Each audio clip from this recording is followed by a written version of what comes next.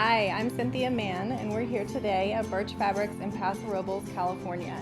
This is also the home of fabricorums.com. Hi, I'm Melissa Lunden and the resident seamstress here at Birch Fabrics. I teach sewing lessons here, prepare blog tutorials, and sew samples of Birch's line of organic cottons. And I'm here today to talk to you about sewing. Hi, we're going to talk about how to sew a machine buttonhole.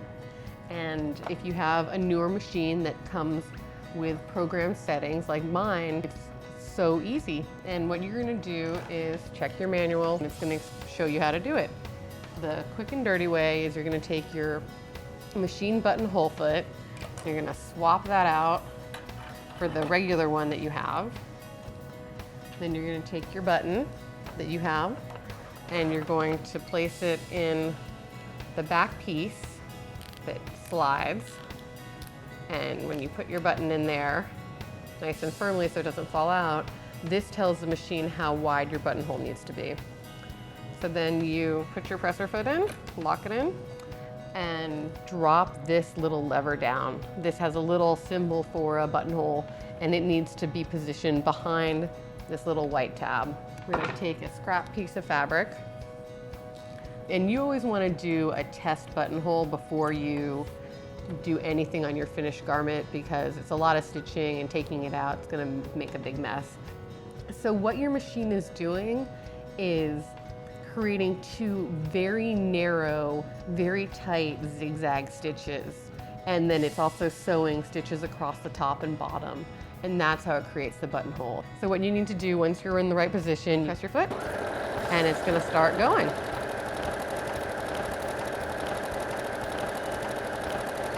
So it's all finished. I'm gonna lift up my needle, and then you can see my buttonhole, but you're not quite finished. What you're gonna do is trim the extra threads, and then with a pair of scissors or an X-Acto knife, which is my preference, you're gonna very slowly cut open the buttonhole between the two rows of stitches, being careful not to cut through the ends. And then there's your buttonhole. And then the last step is to use a little Fray Check. It's a little chemical solution that helps keep your fabric from fraying, and it'll keep those little threads from fraying as you use your buttonhole.